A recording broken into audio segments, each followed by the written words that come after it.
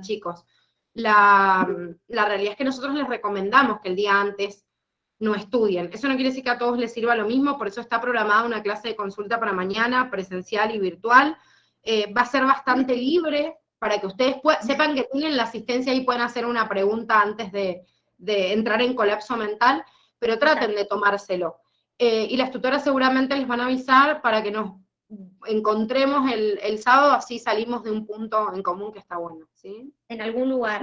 Que acá me están diciendo que estoy tomando cosas raras, yo no tomo nada, No sé, no lo sabemos, Dani.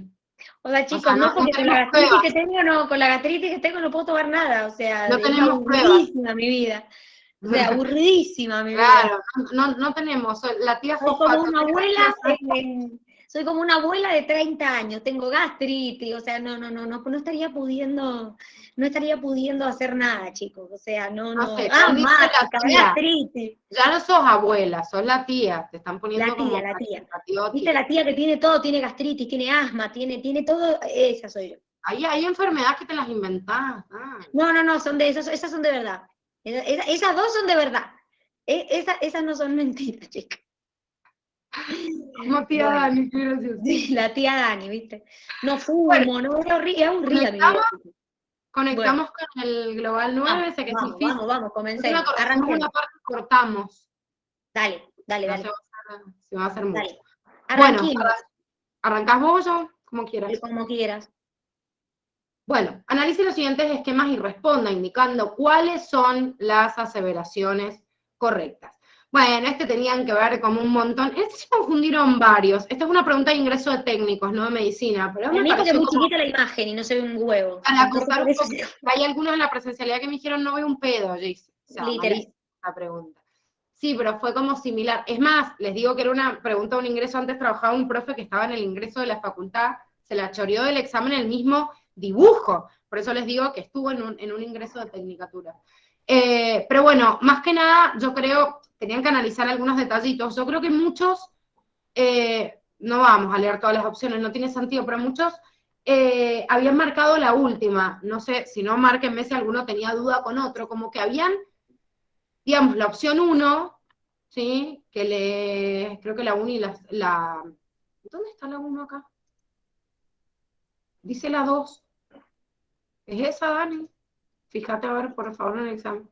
Creo que me parece que falta la 1, no sé. Había una que les marcaba a las células como eucariotas, que es la excepción justamente entre estas dos. Les marcaba la excepción y les tomaba a la figura B como una célula animal. Falta la 1. Bien, falta 1, la 1. Bueno, ustedes la tienen en el examen. Si ustedes si no prestaron atención, creo que fue el error de la mayoría, si no debatimos si algunos tienen otra duda, pero en la B... Ahí la puse. Bien, gracias. No estaba el núcleo en la B. O sea, ¿qué tipo de célula es esta? En realidad no es una célula, es un dibujo erróneo, porque no existe célula como tienen acá, que tenga un montón de componentes o orgánulos internos y que no tenga membrana nuclear. Salvo que, no sé, esté entrando en el proceso de división celular, pero se hubieran desintegrado algunas organelas antes que la envoltura o membrana nuclear, entonces ni siquiera la puedo tomar como en una célula que se está dividiendo. Por eso esta no la podía tomar y no incluía la 1. Díganme si ustedes tienen alguna otra duda sobre esa pregunta. Yo ahí marqué la D porque la 4 decía I25 representa una mitocondria. Y no sabía que hacía referencia al 25. No, es que está bien, opciones. También era incorrecta. Claro. ¿Sí? Si ustedes se fijan, el dibujito o el esquema de la 25, ¿sí? ¿Qué era la 4? Acá. La figura D es una célula animal y 25 representa una mitocondria. 25 representa una mitocondria, pero no es una célula animal sino vegetal porque se ve la pared, o sea, eso está bien. Igual la 4 era incorrecta y en esta también está excluida la 4. Fíjense, en la dice todas son verdad menos la 4. Esta excluye la 1 y la 4, entonces por eso hice una aclaración del enunciado de la 1, porque la mayoría marcaron D acá, pero díganme si alguno tenía duda con otra cosa, porque todos tenían un detallito a marcar. El detalle que por ahí pasaron por alto en la imagen B, que no era una célula animal, es que no tenía núcleo. Claro. ¿Sí? Era el bolazo. Exactamente. ¿Alguna otra duda sobre esta pregunta o no? No. Bien, perfecto. Bueno. Seguimos con la 2. Dice, las células eucariotas presentan compartimentos especializados funcionalmente diferentes. Con respecto a ellos, es correcto afirmar que las células vegetales contienen vacuolas que son las responsables de mantener la turgencia celular. Eso ya lo sabemos. ¿Qué era una vacuola? Es una vesícula. Bien, pero Modificada. ¿qué tiene? Tiene enzimas hidrolíticas. A ver, bueno, pero Enzimas- fíjese que acá está hablando de la turgencia celular. ¿Por qué? Almacena agua. Va por ahí, exactamente, porque si me está hablando de que mantiene la turgencia celular, es porque está almacenando agua. Es verdad, y por eso creo que Marti vas por ese lado. Nosotros cuando vimos, ¿se acuerdan cuando vimos los lisosomas? Que les dijimos que los lisosomas, en realidad en las plantas y en los hongos encontrábamos como algunas vacuolas que contenían enzimas, que eran enzimas como las lisosomales, es decir, enzimas hidrolíticas. Creo que va por ahí lo que vos estás diciendo, Marti. Pero yo acá, como me está hablando de turgencia, quiere decir que me está relacionando que la vacula almacena agua, o puede contener agua, ¿sí? La B me dice, el sistema de endomembranas está constituido por vacuolas, lisosomas, peroxisomas, entre otros. Los peroxisomas no forman parte del sistema de endomembranas. Perfecto, muy bien. En el citosol existen dos tipos de ribosomas, los ribosomas libres y los adheridos al retículo endoplasmático rugoso, que difieren significativamente en su composición química. No, porque son iguales, solo que están adheridos. Es decir, no difieren significativamente en su composición química, lo que pasa es que, ¿por qué hablábamos de ribosomas distintos si cumplen la misma función? Sintetizan proteínas. ¿Por qué? Unos son de Porque en exportación y los otros para uso propio. Exactamente, unas son de exportación o ¿cuáles eran los que eran de exportación? ¿Los que iban a dónde? ¿Hacia? La membrana. ¿Hacia la membrana o hacia afuera? Ujú. ¿Y esos eran los que estaban dónde? En el RER. Muy bien. ¿Y los que estaban libres en el citoplasma? Para usarlos ahí mismo. Es Dentro decir, de las claro, células.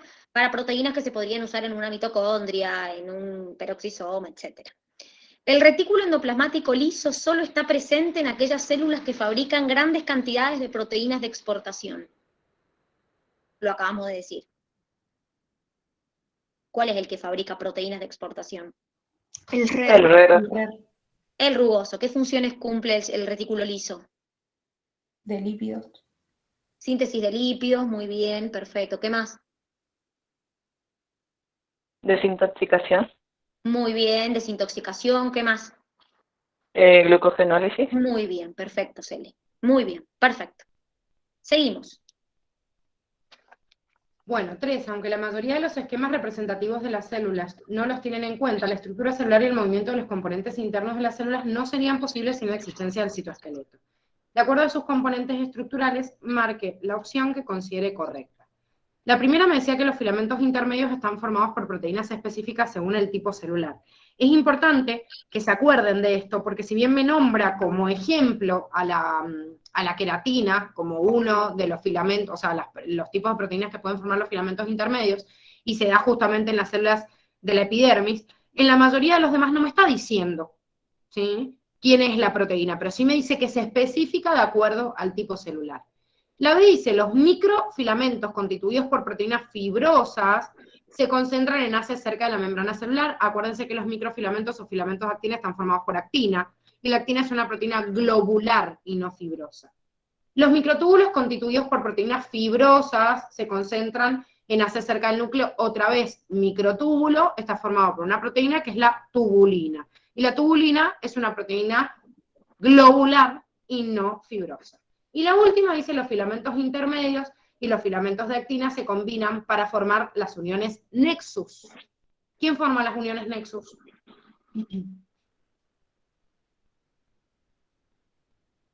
Las conepsinas. Bien. El tipo de poro se llama conexón y el tipo de proteína específica es una conexina, que es una proteína de membrana, o sea que no es una proteína que forma un filamento del citoesqueleto, sino una proteína de membrana, una proteína integral que permite el pasaje de sustancias. ¿Sí? Ojo con eso. Las uniones estrechas están formadas también por proteínas, lo que pasa es que son proteínas integrales, pero no permiten el pasaje de sustancias, están bloqueadas y por eso están cerradas en sí. Ahora, todas las uniones de anclaje sí permiten la coparticipación de los filamentos intermedios porque están evitando que en la tracción de las células se rompan, digamos.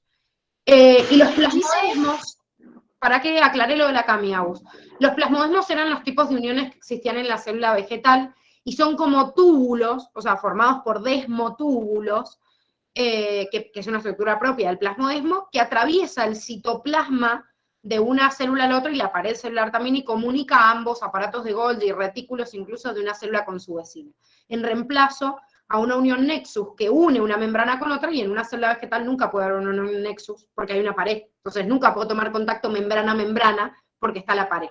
Entonces el plasmodesmo es una comunicación entre la pared y un tubo que atraviesa pared y membrana de ambas células y comunica el citoplasma de los dos. Bien. Agus, ¿qué ibas a decir? En la opción B y C, perdón, ¿está bien lo de que los microfilamentos están cerca de la membrana celular y los microtúbulos cerca del núcleo? Sí, sí. No, Ok. a ver, sí, los microtúbulos tienen el centro organizador de microtúbulos que está cerca del núcleo, o sea que lo podría considerar como correcto, y desde ese punto forman las distintas estructuras microtubulares. La lámina nuclear lo forman los filamentos intermedios, ¿sí? Pero está cerca del núcleo, sí, porque el centro organizador de microtúbulos está cerca del centro. Y los microfilamentos, que son los filamentos de actina, también están cerca de la membrana porque son los que envuelven, de hecho, la membrana por dentro, por eso participan de la formación de una microvellosidad o de un movimiento de tipo pseudópodo, ¿sí? La ubicación está bien, lo único que está mal de esas opciones es el tipo de proteína que los forma. Gracias. No, nada. Rosa, una anciana de 85 años de edad, mientras regaba su jardín, tropezó con una maceta y cayó al piso sobre su costado derecho. A los gritos llamó a su nieto, que es estudiante de medicina. Al llegar, notó que su miembro derecho estaba más corto que el izquierdo y que está en rotación externa. Inmediatamente piensa que se ha fracturado un hueso de la cadera. Para su reparación quirúrgica requerirá una cirugía muy extensa y le solicitan dadores de sangre. Marque la opción correcta donde se indique el hueso fracturado y el grupo sanguíneo necesario, sabiendo que Rosa es ARH negativo. Bueno, hueso de la cadera. Ya había dos opciones de ahí, que aunque no me supiera si era O, 0, A, negativo, positivo, los podía descartar. ¿Cuáles eran? El La húmero tibia y el húmero. y la tibia. ¿El húmero dónde está? En el brazo Bien. ¿Y qué otro más? y la tibia ¿Dónde está? en la pierna. Exacto. O sea que ya mis opciones se reducían a dos. A y C. Las dos dicen fémur. O sea que en realidad lo que cambia ahí es justamente ARH positivo o RH negativo. ¿Por qué es correcta la C? Porque O no era el dador universal. Porque además no podría Pero- recibir de ARH positivo. Ay, perdón, Martín, no te escuché la primera parte. Que no podría recibir de ARH positivo. Porque ¿cómo era ella? Porque ella era, creo que ARH negativo. Entonces, claramente, como se nos reducían las opciones a dos, que eran la A y la C, si ustedes se acuerdan, dice que ella es ARH negativo. O sea que ella puede recibir negativo. O sea que la única opción era la C. ¿Se entendió? Sí. Sí. Perfecto. Perfecto. Pobre tu Seguimos. abuela, Belu. Pobre. Justo se cayó y se quebró el radio. Se debilitan por ahí mucho los huesos con Sí. los años por una cuestión de que no se absorbe igual a nivel intestinal, no se fija, entonces siempre quedan más expuestos, y sí es bastante común. El caso de Rosa puede pasar distinto, pero es bastante común que pierdan en realidad a nivel de la articulación, digamos, de la cadera, porque la forma que tiene el coxal con el fémur generalmente lo expone muchísimo. o sea, la forma, ¿vieron? Del fémur tiene como un codito mucho más chiquitito, entonces es como mucho más frágil. Si yo tengo algún principio de osteoporosis, es como que queda Sí. bastante. Por eso es re común que se quiebren la cadera a los abuelitos. Sí, Vas totalmente. a los hospitales de PAMI y el 90% les pasa lo mismo. Totalmente. Bueno, 5. En eucariotas, a medida que transcurre el proceso de transcripción, el transcripto primario sufre un procesamiento antes de ser transportado al citoplasma, donde se llevará a cabo la traducción. Una de estas modificaciones es la poliadenilación de la molécula de ARN mensajero, o sea, el agregado de la cola polia.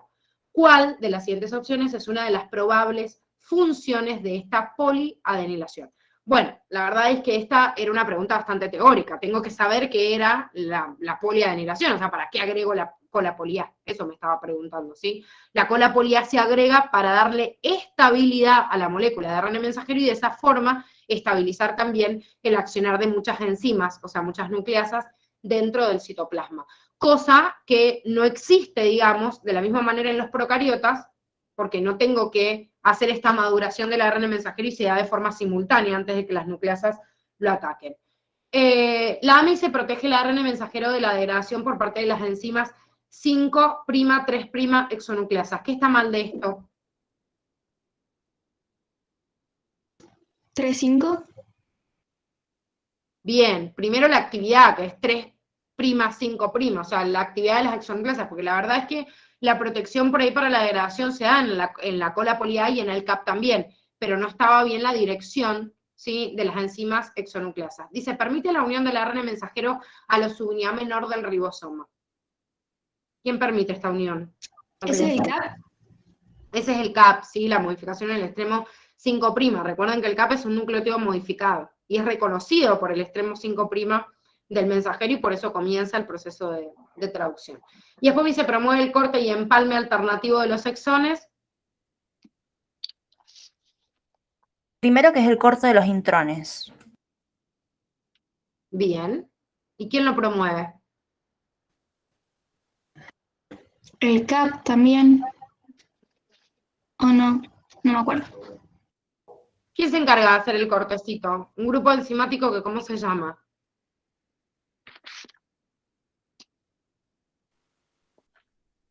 Bien, el proceso, Emma, y el conjunto enzimático se llama espliciosoma. Entonces el espliciosoma es el que va a cortar la molécula y va a seleccionar los fragmentos, y como hacía la Cami, obviamente lo que estoy cortando van a ser los intrones. Pero ojo que dice promueve el corte y empalme alternativo de los exones. O sea, se cortan los intrones, pero se empalman alternativamente los exones. ¿Sí? O sea, si hubiera dicho la función del espliciosoma estaba bien. ¿Se entiende? O sea, yo corto en la unión entre intrón y exón, pero aparto el exón. El empalme se hace entre exones, pero lo hace el espliciosoma. ¿Se puede repetir quién lo promueve? El espliciosoma es el conjunto de las proteínas enzimáticas que llevan a cabo este proceso de corte y empalme. Porque están marcadas, Cami. O sea, los mecanismos de control del corte y empalme en realidad no los hemos visto, pero generalmente son metilaciones o modificaciones en las marcas de esas enzimas que me dicen, bueno, estoy sintetizando esta proteína y no otra, y por eso tienen determinados cortes. Recuerden que el mismo segmento que se hizo el proceso de transcripción puede hacer un empalme alternativo. Entonces la señalización enzimática para decir, ahora se va a empalmar este exón con otro, son señales moleculares que modifican y estabilizan la cadena del ADN, ¿sí? Hay miles de segmentos que tienen que ver con esto. Incluso, imagínense cuando yo hago un estudio de ADN para ver si un hijo es hijo de un padre o no de otro. ¿Ustedes se piensan que se ponen a comparar nucleótido por nucleótido cada cadena de todos los miles y miles de genes que tenemos? Ni en pedo, chicos. Hay marcas moleculares que se ponen en el ADN cuando llevo el 99% de probabilidad de que este chico, no sé, sea hijo de tal. Es porque marcan las metilaciones o las modificaciones que tienen determinadas bases que sean símiles en uno o en otro. No porque comparan base por base. O sea, sería insólito. Entonces, estas señales que se dan sobre la molécula de ADN son las que me marcan que esté, o sea, en dónde tiene que cortar una enzima, dónde se tiene que pegar, dónde se pega una secuencia, o por qué es una secuencia promotora una y no otra. O sea, la activación y desactivación de determinados genes son cosas que hoy en día a nivel molecular se van estudiando cada vez más, pero sí, son señales a nivel molecular. O sea, modificaciones de esos nucleótidos. Bueno, acá tenían la imagen justamente de este empalme alternativo. ¿Ven cómo se empalman? O sea, lo que tenemos acá en rojo es lo que se está empalmando. Esto es empalme alternativo.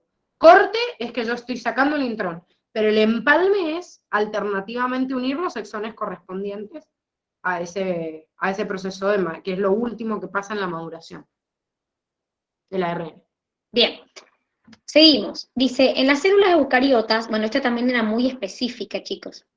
O sea, casi les diría que estaba puntual en la teoría. En las células eucariotas, el material genético se encuentra rodeado por una envoltura nuclear. Antes de la síntesis de los distintos tipos de ARN, los factores de transcripción que regulan este proceso deben ingresar al núcleo desde el citoplasma. ¿Cómo ingresa al núcleo estas moléculas?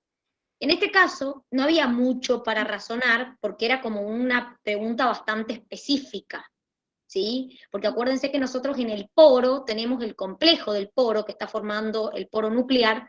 Entonces, para poder atravesar ese poro, porque recuerden que tiene que ingresar del citoplasma hacia adentro del núcleo, lo hacía por un sistema de transporte activo y habían cambios en la conformación del complejo del poro nuclear que estaba formado por proteínas.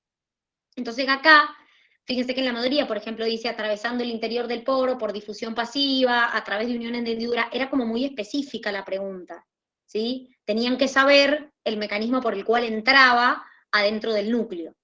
El mecanismo era por un transporte activo. ¿Se acordaban de esto? Yo estaba entre la B y la D.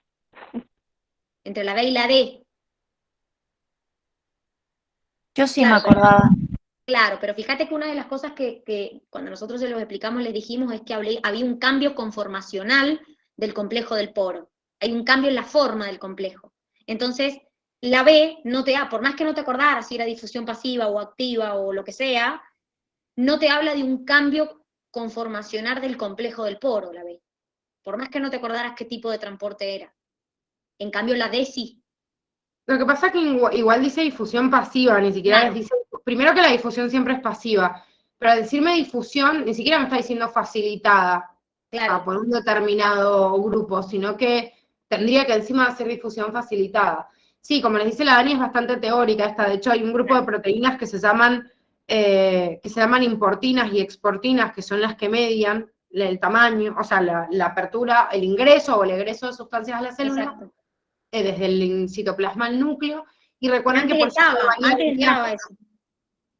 Sí, no, pero les dice el movimiento del núcleo, o sea, el tamaño del poro nuclear, cómo se modifica. No podría nunca modificarlo a través de un canal, que es el que permitiría una difusión, por ejemplo, facilitada. Si no, sería un transportador que lo modifica. Y es un conjunto de proteínas. Sí, Cami. Sí. Claro, exactamente. Son más Sí, de 100. Perfecto, sí. ¡Ah, qué mierda, Bueno, a ver. ¿Qué sacamos de esto? ¿Qué le pasaba a Diego? Así no lo leemos de vuelta, re aburrido. ¿Cuál era el caso de este? O sea, que era lo importante que yo tenía que retener de acá de Diego. Lo de los eosinófilos creo que tenía una parasitosis o algo así era. Bueno, ¿qué más? La hepatomegalia. Bueno, perfecto. O sea, yo voy viendo como signos y síntomas, porque hay algunos que no son signos sino síntomas, como por ejemplo la pérdida del apetito, que me pueden inducir a qué es lo que le pasaba. Bien, entonces tenemos una modificación en la fórmula leucocitaria, o sea, la eosinofilia, agrandamiento del hígado, ¿qué más? ¿Y lo que ingirió? ¿Qué ingirió? El agua de río. Bueno, que eso también me puede llevar. Uh-huh.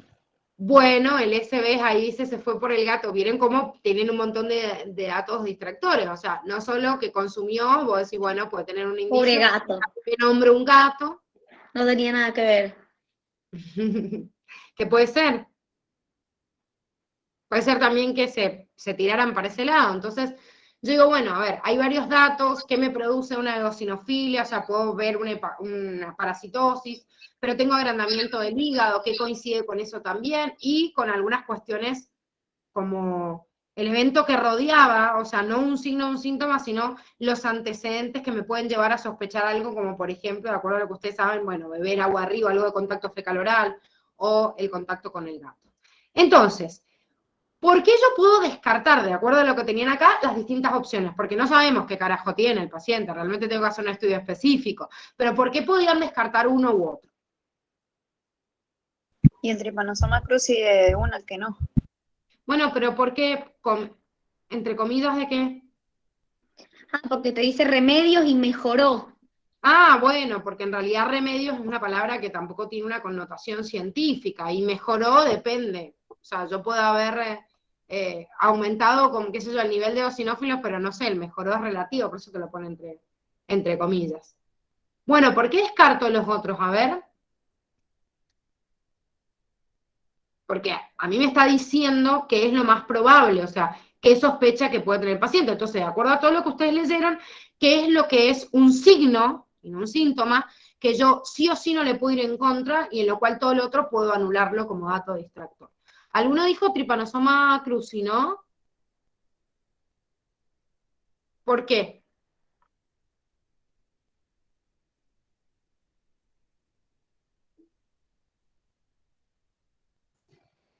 Porque es un protista, entonces no va a generar una parasitosis. Y tienen los eosinófilos altos, lo cual No, significa que sí, tienen sí. parásitos. No, ¿Sí? sí genera. Sí genera eosinofilia. Es un parásito protista. Hongos y animales se consideran parásitos que aumentan los eosinófilos, ¿eh? Ojo. ¿No tendría una cardiomegalia si fuera Trypanosoma cruzi? Bueno, es uno de los signos más importantes, ¿sí? La cardiomegalia, más que la hepatomegalia. Igual tengo una hepatomegalia, ¿sí? Pero ¿qué entonces Y no nos descarto? habla nunca de la vinchuca. ¿Cómo? Tendría la picadura. Claro, o sea, como índice más importante, fíjense que yo digo, presenta fiebre de 4 semanas de evolución y dolor abdominal, o sea, tengo un tiempo considerable. Ahora, el Trypanosoma cruzi primero tendría que haber tenido el signo de Romaña primero, y hubiera sido como significativo. Y además de eso, no podría en 4 semanas, por la evolución que tiene el Trypanosoma cruzi, haber producido esta hepatomegalia. Recuerden que el Trypanosoma cruzi primero da un cuadro que es agudo, y que en ese cuadro agudo yo puedo tratarlo, y como enfermedad crónica, en una segunda fase recién generaría esta hepatomegalia. Si no, no tendría sentido. Ahora, ¿tendría hiporexia o pérdida de peso por Trypanosoma cruzi? No. No. Sí, que por ahí era el único que en los otros dos signos correspondía. Toxoplasmosis. Esa la dudé, no me acordaba de los síntomas de toxoplasmosis. Me costó un toque. Pero bueno, lo descarté por hepatomegalia. No produce hepatomegalia, como tienen acá, no produce hepatomegalia, no produce generalmente tanto dolor, tanta fiebre y con tanta evolución, ni el dolor abdominal, o sea, es más, la toxoplasmosis es prácticamente asintomática en todas las personas, salvo que sean inmunodeprimidos o donde aparece la importancia en una mujer embarazada, justamente en el cual el pasaje de toxoplasma gondii al bebé sí puede producir ceguera o incluso trastornos neurológicos, sí, pero no se corresponde con nada, o sea, lo único que corresponde acá con la toxoplasmosis es la presencia del gato. Por el gato le echamos la culpa de algo porque apareció, todos tenemos gato en la casa, o muchos de nosotros, y no por eso andamos teniendo toxoplasmosis. Y tampoco tiene un contacto que pueda haber sido, bueno, lo que pasa es que el otro habla de un contacto fecal-oral que podría haberlo desestimado por lo del gato, pero no coincide ningún signo ni síntoma con la toxoplasmosis.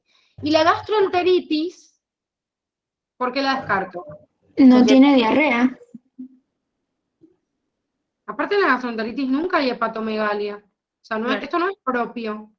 Sí podría haber tenido un aumento de la temperatura, sí podría haber tenido eosinofilia, sí el agente etiológico de la gastroenteritis estaba, pero ¿quién es neumocitis girovesi? ¿Qué es? No escuché. ¿Neumonía? Ah, no me acuerdo. ¿Quién es el productor? ¿Quién es neumocistis? O sea, ¿qué es? ¿Qué tipo de organismo es? Una bacteria. ¿no? Ay, no sé. Tiene nombre de protista para mí, pero no sé. Ah, mira, vamos a pasar por todos. A ver quién Para mí, da más. para mí un protista. En protistas no lo vimos, habían pocos ejemplos, pero no No, sé. aparte, mira, es un honguito, no es ni una bacteria, ni un protista. Podría haberme dado, en realidad podría haberme dado algún cuadro parecido, lo que pasa es que en Pneumocystis, por ahí intentaba el nombre, engañarlos un poquito, es productor de neumonía y no de gastroenteritis. Entonces, primero Pneumocystis, o sea, no produce, digamos, gastroenteritis. No se corresponde con la forma de ingestión porque hubiera podido desarrollar justamente una eosinofilia, porque los parásitos justamente pueden producir una eosinofilia, pero no se corresponde con nada de lo demás porque produciría un cuadro respiratorio en una gastroenteritis, no va a haber agrandamiento igual o hepatomegalia ni en una neumonía, ni tampoco en la gastroenteritis. Entonces, los signos que son los más fuertes, porque hay otros datos que podían ser que me ayudaban o que fueran distractores. O sea, tipo, yo te puedo contar toda mi vida y que Easy te puede ayudar a condicionar, pero los datos que yo puedo comprobar, como en una radiografía, como, es más, me dice, no, de repente el médico palpó una hepatomegalia, o sea, me dice que hay una radiografía con hepatomegalia, es algo que tengo que buscar una explicación, no es que se agrande el hígado de la nada. Entonces, claro, entonces los signos por ahí son fuertes para poder llevar a cabo una conclusión de la... Dice, Sí. si tuviera toxoplasmosis, ¿por qué signos iría al médico? O sea, No te lo van no- a... En realidad no te lo van a preguntar porque no, ustedes no tienen el estudio de Toxoplasma gondii. Ah, claro. O sea, lo único que sí, vos tenías que inducir en realidad, sí es verdad que en el caso de, sí tenés que saberlo en el embarazo. Creo que eso sí estaba en un anexo, o sea, les decía que la toxoplasmosis es uno de los cuadros, en realidad, que por ahí pueden poner en peligro la vida del bebé. Generalmente, como te digo, es asintomático, pero la verdad es que hay dolor muscular, hay fiebre o dolor de cabeza, son esos signos, o sea, como bastante inespecíficos, cuando estoy atacando al sistema inmunológico, y la verdad es que en una persona inmunodeprimida o en una mujer embarazada se puede focalizar mucho más, pero tiene síntomas como más inespecíficos, o sea, no tan específicos como esto, pero De hecho, generalmente... muchas mujeres se enteran cuando se hacen los análisis de cuando estás embarazada. Cuando te piden todos los Exactamente. análisis, ahí se entera la mujer que lo tiene. Exactamente, pero no hay otro signo puntual, o sea, como el área de dolor generalmente o la afectación es el músculo, tengo ese cansancio, la mialgia, que es el dolor del músculo, dolor de cabeza, o sea, cefalea, puedo tener también fiebre, o sea, es como que afecta al sistema inmune, entonces va recorriendo por la sangre, digamos, no está específico en el sistema digestivo, que era por lo que podía descartarlo acá. ¿Sí? Gracias, sí. No, nada. Seguimos. Vamos con la que sigue, porque ya son las 12. El proceso de síntesis de polipéptidos en organismos procariotas y eucariotas se lleva a cabo en 3 etapas: iniciación, elongación y terminación. En los organismos eucariotas, ¿cuál de los siguientes eventos ocurre durante la etapa de elongación? Creo que esta la pregunta la hemos hecho por lo menos en 3 globales. Cuando el RNA T que porta la cadena polipeptídica creciente ocupa la posición E del ribosoma, se forma el enlace peptídico con el siguiente aminoácido que se ubica en la posición P. Creo que es el sitio A. En el sitio A se va a unir el próximo. A ver, cada nuevo RNT que va llegando, ¿a dónde se une? Al ¿A sitio A. dónde se coloca? A la A la- Al sitio A. Y la cadena de información, ¿a dónde va pasando? Al sitio el E. P. En el P, es decir, miren, ahí está. El ARNT que se ubica en el sitio P, o sea, ahí es donde se va produciendo la cadena o se va elongando. Los nuevos RNT van llegando al sitio A. Acuérdense, llegan al sitio A, los ARNT, hay un RNT en el sitio P, el del P se corre al E y así, ¿sí? Pero lo que está incorrecto acá, si volvemos a la opción, nos dice que se forma el enlace peptídico con el siguiente aminoácido que se ubica en el sitio P y que la cadena polipeptídica ocupa la posición E. Acuérdense que E viene de exit, que significa salida. Es el último sitio antes de que se vaya. Durante esta etapa el ribosoma se mueve a lo largo de la cadena de RNA mensajero en dirección 3', 5'. Es 5', 3'.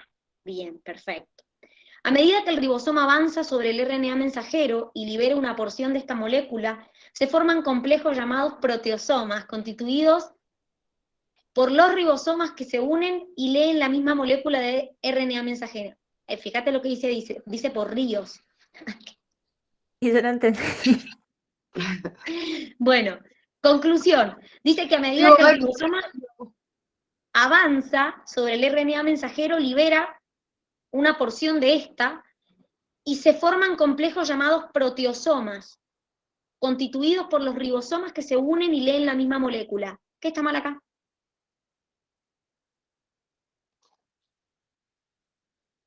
Chicos, ¿qué era un proteosoma? Está. ¿Qué era un proteosoma? ¿Hola? Ay, no me acuerdo. ¿Qué era? Me parece que tenía Está bien que lo que está diciendo la Cami. A ver, Cami, ¿cómo era?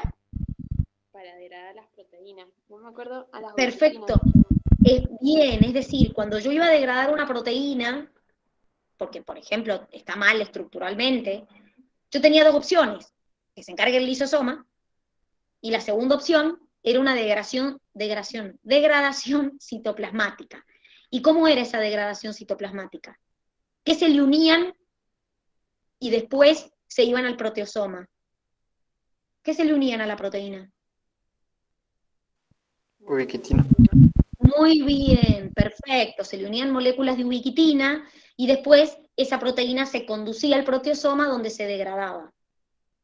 Eso era el proteosoma. ¿Sí? Cuando la proteína no funciona, o sea, por ejemplo, porque su estructura no es correcta o por lo que sea, entonces yo la podía degradar en el lisosoma o podía hacer esta degradación citoplasmática. La DMI perdón. Sí, disculpe. ¿Se degradaba en aminoácidos, si no mal recuerdo? ¿O ¿En qué se degrada una proteína? en aminoácidos, sí. en aminoácidos? Perfecto. Dice, la entrada del aminoácido ARNT al sitio A del ribosoma requiere su unión previa con una proteína llamada factor de elongación, que en su forma activa está unida al GTP.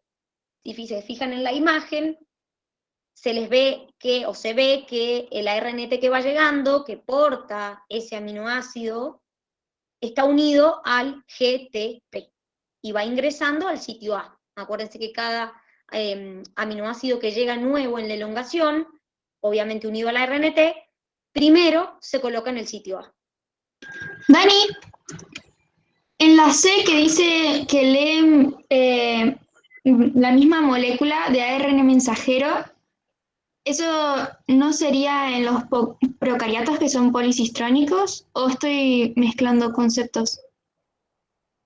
Dice, a medida que el ribosoma avanza sobre el RNA mensajero y libera una porción de esta molécula, se forman complejos llamados proteosomas, constituidos por los ribosomas que se unen y leen la misma molécula de RNA mensajero.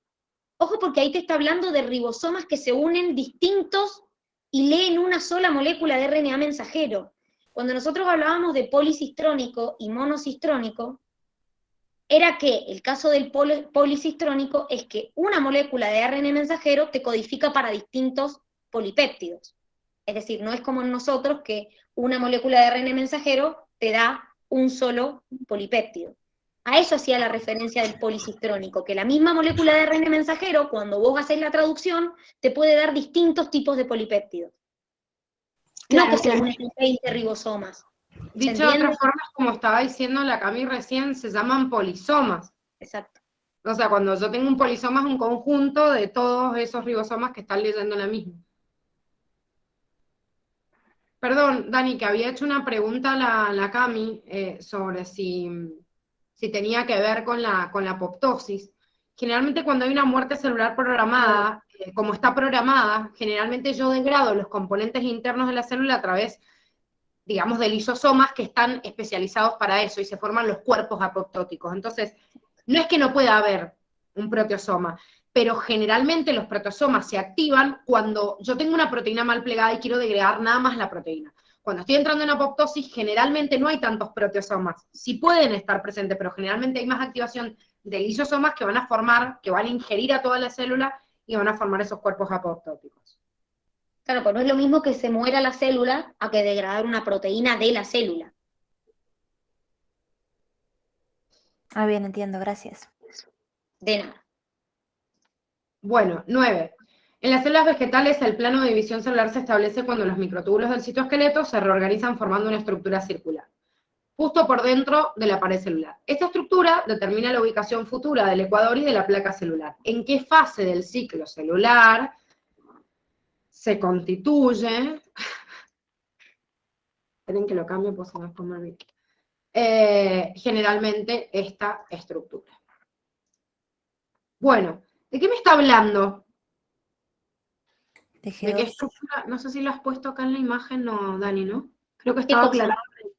No, No, que estaba no lo puse. Que estaba aclarado en ciclo celular, no. Claro, claro. No, Yo en esa la redudé, porque para mí estaba hablando de la banda de preprofase y se forma en profase temprana. Bueno, pero por eso, ¿a qué se está refiriendo? ¿No sería la preparación para lo demás? Para mí Ay, se no, refiere al no uso sé. mitótico.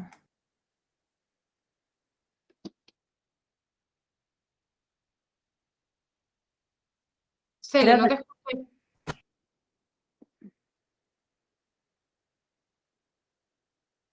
Se muteó. ¿De No qué está escuché. hablando?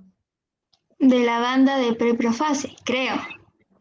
Bueno, entonces si la banda de preprofase se termina de formar ahí, ¿qué condiciona que se empiecen a ensamblar? Porque fíjense, dicen las células vegetales, el plano se establece cuando los microtúbulos empiezan a organizarlo, ¿sí? Es la ubicación futura del ecuador, no te está diciendo que la placa ya está formada. ¿Cuándo se empieza a formar esas estructuras que se empiezan a ensamblar desde el microtúbulo? Cuando preparo las estructuras que van a condicionar el aparato mitótico.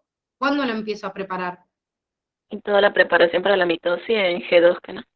Exactamente, es en G2, ¿sí? O sea que si yo tengo en la metafase se forma esa placa, pero te está diciendo cuándo se empieza a preparar, y esa estructura se empieza a preparar cuando empieza a preparar cualquier estructura microtubular que se empiezan a ensamblar desde el centro organizador de microtúbulos en la fase G2. Dice, en la página 14 del cuadernillo de ciclo celular está aclarado. Aviso por si lo bien. quieren ir a buscar.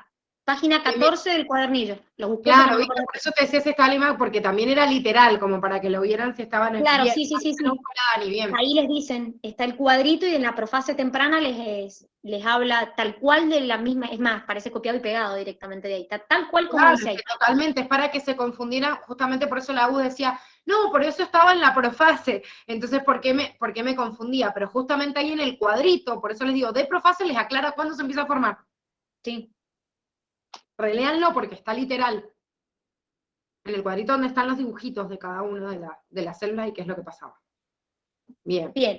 La neurofibromatosis es un trastorno autosómico dominante que afecta al sistema nervioso, produciendo tumores benignos en varios tipos de nervios. Una pareja conformada por Mariela y Juan decide tener hijos. Ambos son sanos, pero sus padres varones presentan dicha enfermedad. ¿Cuál será la probabilidad de que los hijas de Mariela y Juan hereden la enfermedad? A ver, autosómica dominante. ¿Qué Me significa? salté esa parte, la hice ligada al sexo. La clave era leer autosómica dominante. ¿Por qué? Acá no tenían ni que hacer cruzas siquiera. Claro. A ver, si es una autosómica dominante y me dicen que cuál es la probabilidad de que el hijo tenga la enfermedad, pero me aclara que Mariela y Juan son sanos. O sea que, ¿cómo son ellos genotípicamente? Heterocigotas. No lo aportan. Si fueran heterocigotas, Cami, como tienen un alelo dominante, tendrían neurofibromatosis. Porque las enfermedades dominantes, con al menos un alelo, ya la tenés. O sea que la única manera es que Mariela y Juan sean, si no son enfermos, ¿Cómo van a aportar? Recesivos. sean homocigotas recesivos. Por lo tanto, si los dos son homocigotas recesivos, no hay manera que el hijo le salga enfermo.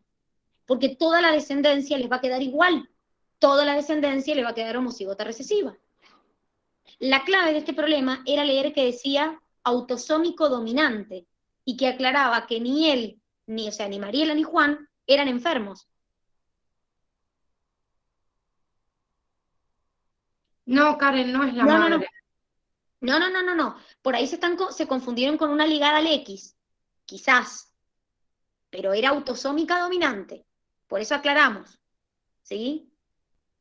Cuando una Entonces, enfermedad es autosómica, chicos, quiere decir que no importa si es una mujer o un hombre quien la pasa, porque está en un cromosoma del 1 al 22 y es exactamente igual en todos. En hombre que en mujer. Es más, ni siquiera se tenían que acordar, porque se lo podrían haber puesto como trampa, que era la neurofibromatosis, porque para colmo está como ejemplo, y encima por ahí les ponían hasta que se acordaran de que era una autosómica dominante, pero encima se los aclaraba en la consigna. Ojo con esto, o sea, tengo que saber cómo la herencia mendeliana común que ustedes han visto es lo que yo veo en una autosómica dominante y recesiva. Si no hay excepción de eso, nada más que estoy hablando de una patología.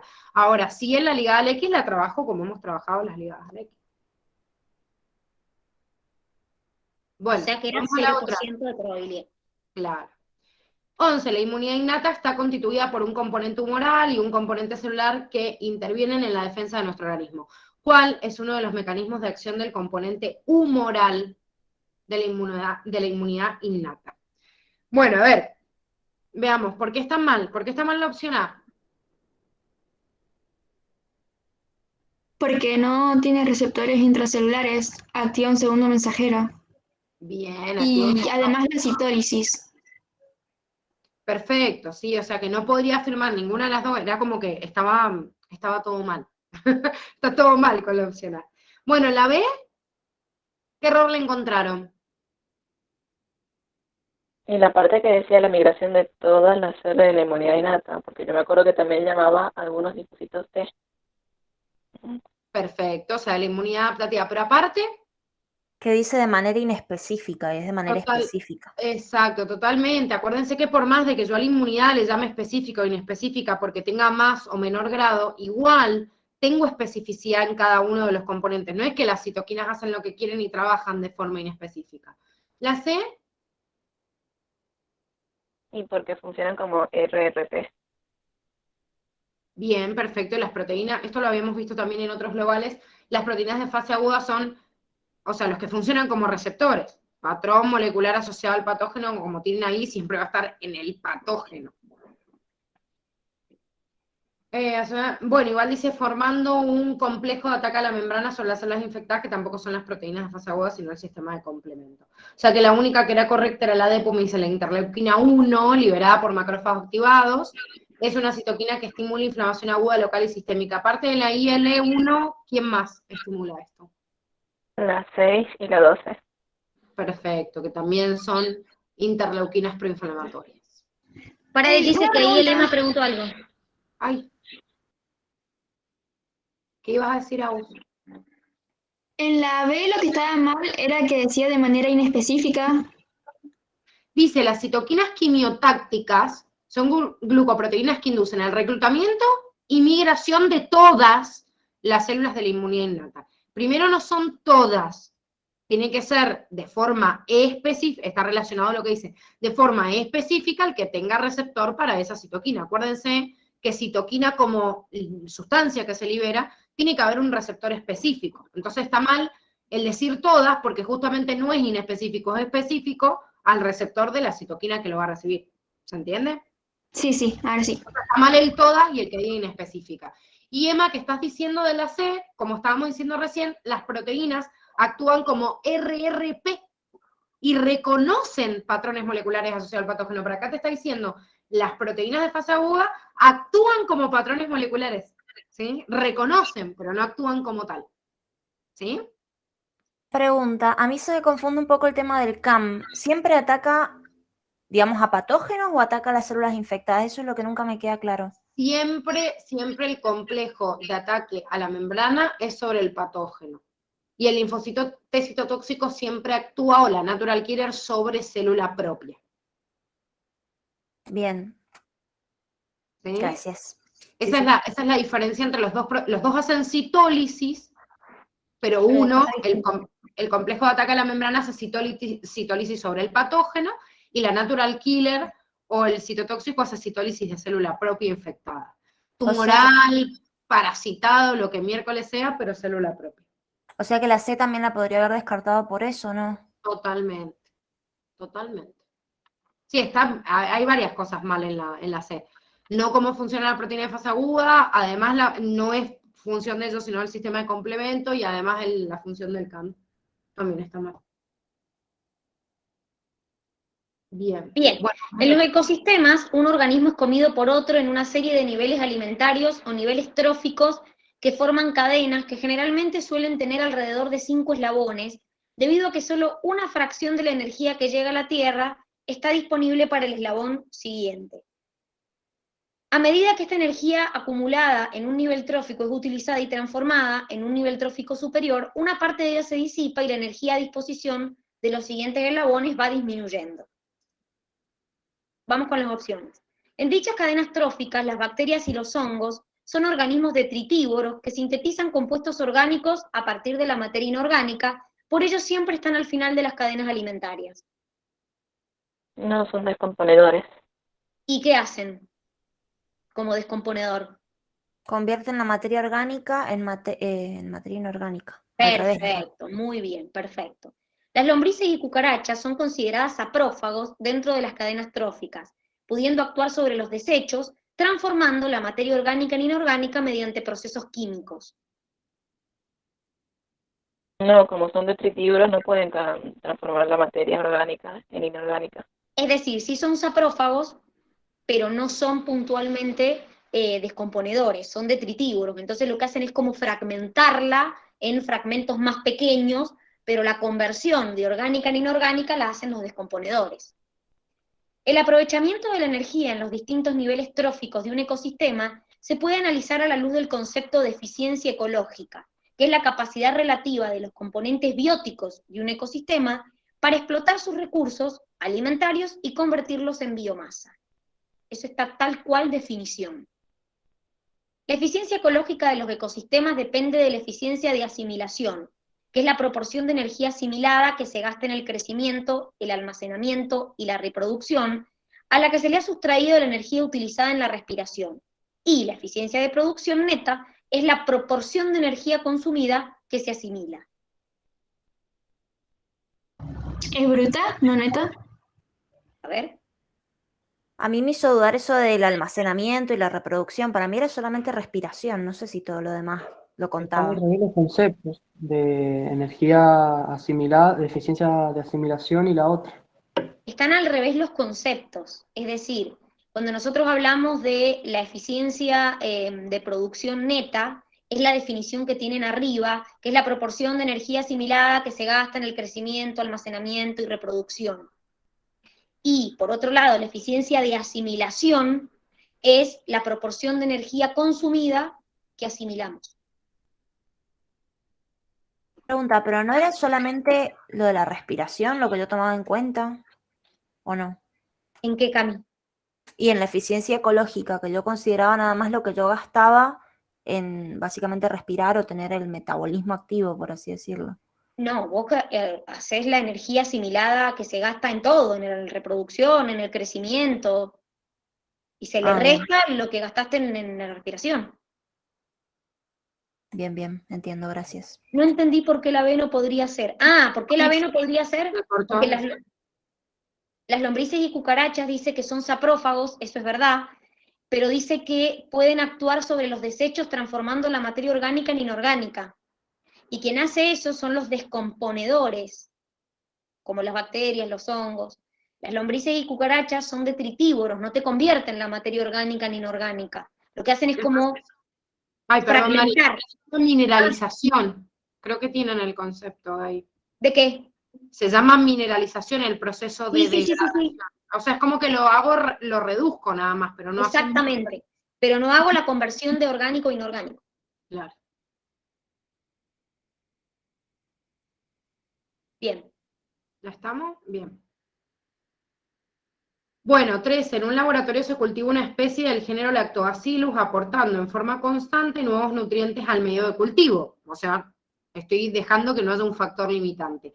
¿Qué característica tendrá el crecimiento de esa población? Laboratorio, condiciones controladas y encima me dice que no me está faltando un nutriente. Entonces, la tasa de crecimiento de la población permanecerá constante hasta que el número de individuos supere la capacidad de carga del ambiente. ¿Por qué está mal esta opción? Porque no tengo capacidad de carga, al menos no te lo dice.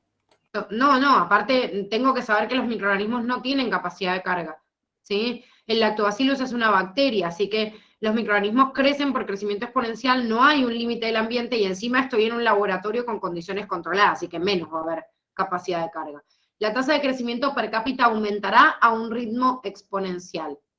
No, la tasa de crecimiento per cápita se mantiene constante.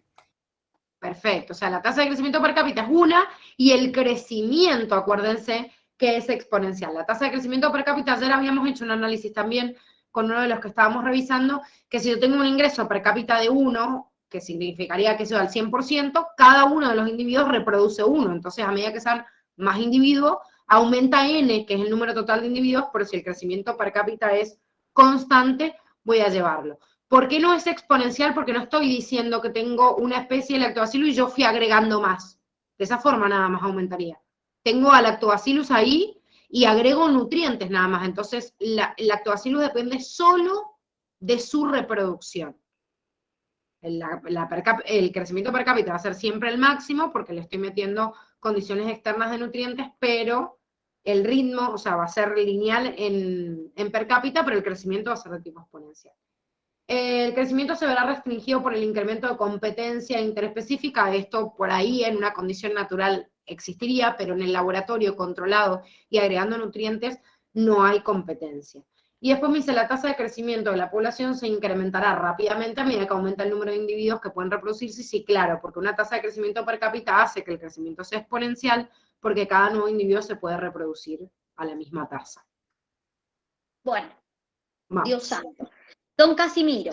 Casimiro es un hombre de 75 años que vive solo en su casa de Godecruz. Un domingo uno de sus hijos llega a su casa para pasar el día con él, golpea varias veces la puerta enérgicamente, toca timbre sin obtener respuesta alguna.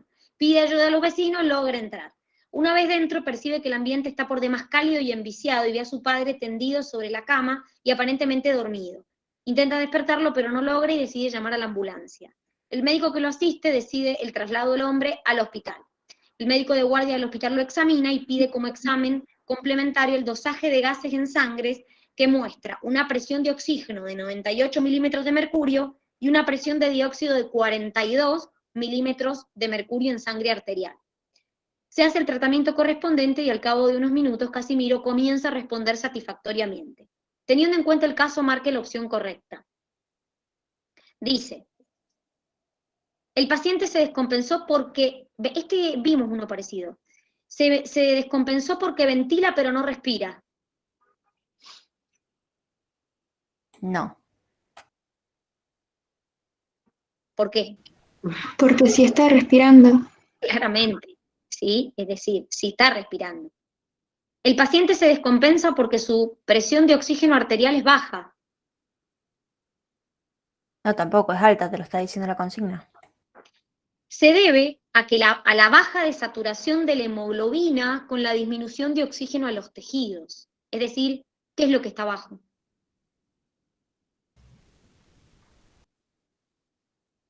¿Quién tiene baja la saturación de oxígeno? La hemoglobina. Exactamente. Entonces, ¿qué está pasando? Si la hemoglobina tiene poco oxígeno, ¿qué no se están pudiendo oxigenar bien? ¿A quién no le está pudiendo ceder oxígeno bien? Los tejidos. Exactamente. Por eso la C era la correcta. Se debe a la elevada concentración de dióxido de carbono en sangre. Eso es Yo indistinto marqué del... esa. Bueno, entonces, Para mí es indistinto de lo que pasa con el oxígeno. O sea, a lo mejor puedo tener una acidosis, una alcalosis, pero no tiene nada que ver con la saturación de oxígeno de la hemoglobina. ¿qué es lo que nosotros le cedemos a los tejidos? Oxígeno.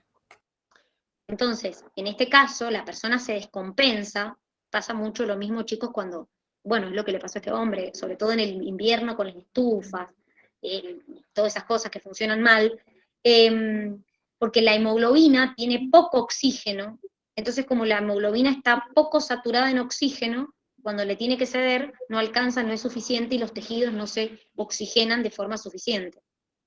¿Se entiende? Sí. Si la D hubiese dicho monóxido de carbono estaría bien. Ay, no le escuché absolutamente, no sé si vos escuchaste algo. Si la D hubiese dicho monóxido de carbono, sí estaría bien.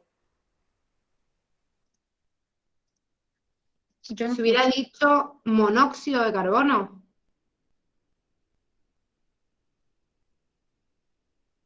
Chicos, Creo fíjense. que dijo si en la D hubiera dicho monóxido de carbono si estuviera bien. Bueno, a ver, pensemos en el paciente más allá de todo lo que me dijeron. En concreto, yo tengo que decir qué signos y síntomas.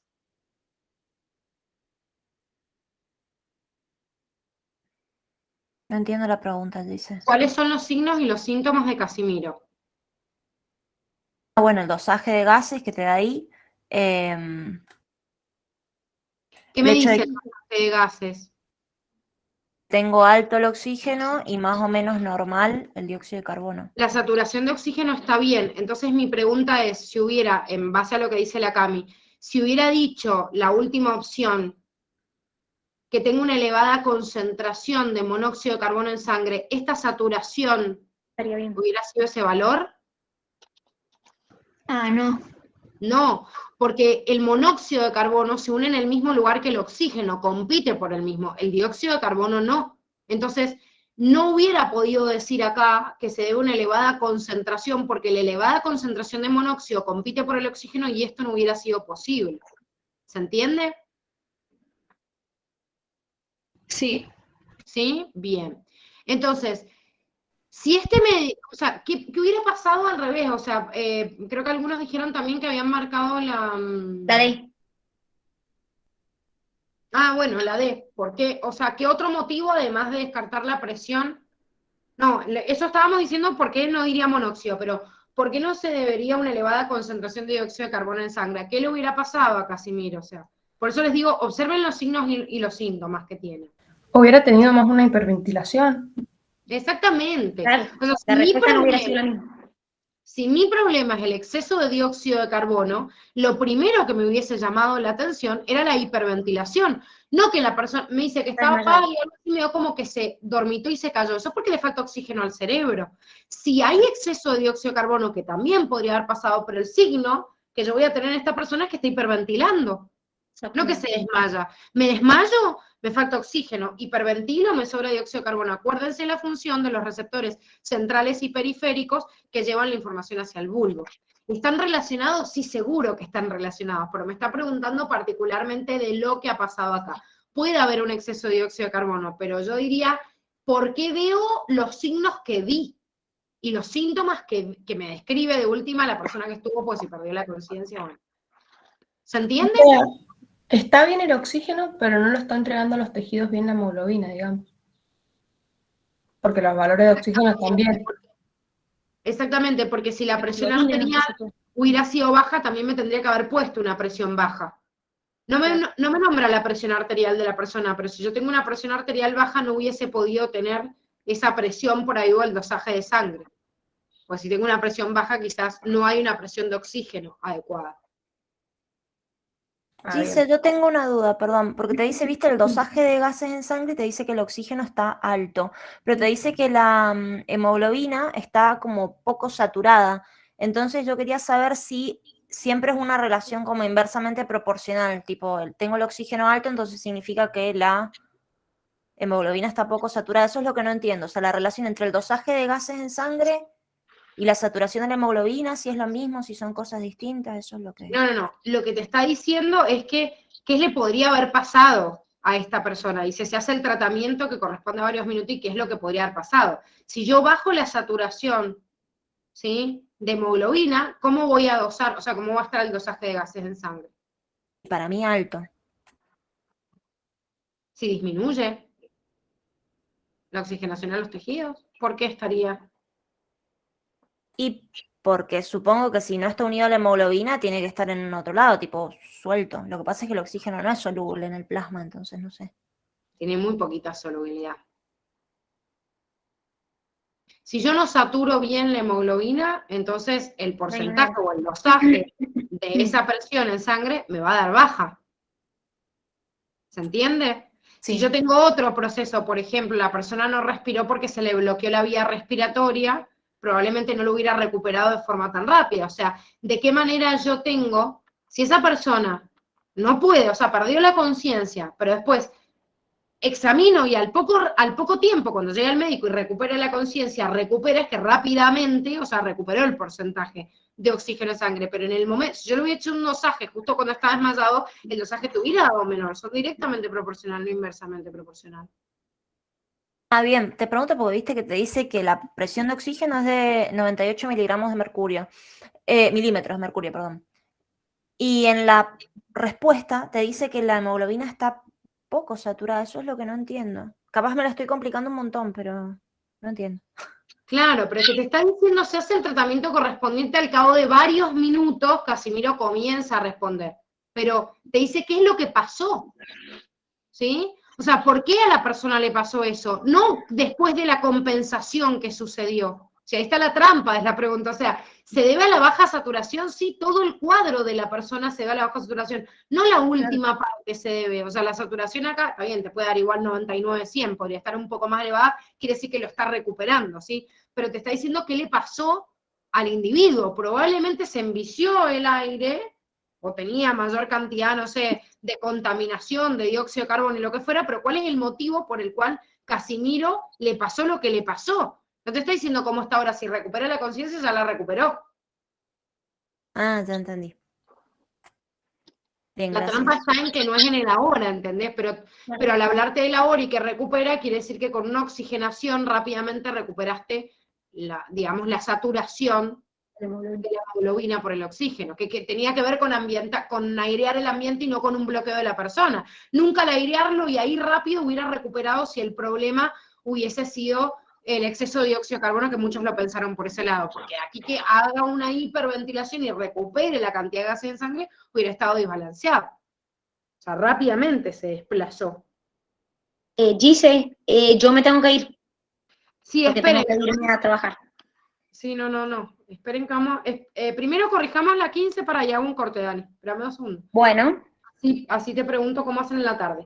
El 15 dice, con respecto a la corteza cerebral humana, ¿cuál es el área de la misma encargada de controlar la actividad voluntaria de los músculos esqueléticos? Y esto tiene que ver, era fácil esta pregunta, porque tiene que ver con la parte de la corteza motora que habíamos estado ensayando. Entonces, la corteza, que está ubicada en ¿dónde? La ubicación en el lóbulo frontal de la corteza motora. El área de asociación límbica va a estar cerca del sistema límbico, o sea, rodeando el hipotálamo. La corteza localizada en el lóbulo occipital, que se corresponde a la zona de retina, ya vimos que era la corteza visual. Y la corteza somatosensorial no está ubicada en el lóbulo central, está en el parietal. Y tampoco se corresponden con lo que me preguntan. Ahora, espérenme un segundito, porque nos queda medio examen. Vamos a poner 2 opciones. Voy a cortar acá porque no tiene sentido. ¿A qué hora